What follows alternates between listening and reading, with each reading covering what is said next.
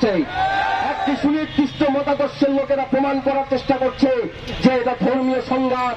তাদের উদ্দেশ্য এখানে অখণ্ড ভারত নামে একটা আজগুবি জিনিস কায়েম করা, যা ইতিহাসে কখনো ছিল না।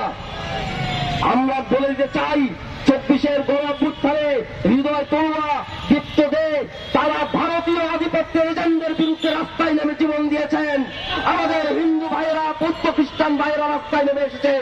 বাংলাদেশের মানুষ, মুসলমান, হিন্দু, বৌদ্ধ খ্রিস্টান তাদের রায় দিয়ে দিয়েছে, বাইরের দেশের কোন আধিপত্যবাদ আমরা মানব না।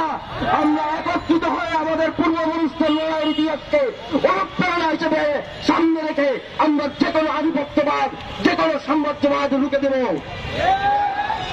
আজকে জানিয়ে দিতে চাই, ভারতের জনগণ, আপনাদের সাথে আমাদের কোনো দুশ্মনী নাই। বাংলাদেশের মানুষ শান্তিপ্রিয়, কিন্তু আপনাদের সরকার যদি বারবার এভাবে আমাদের ওপর সাম্রাজ্যবাদী নীতি চাপিয়ে দেয় যে আমাদের ভাই আফগানকে খুন করা হয়,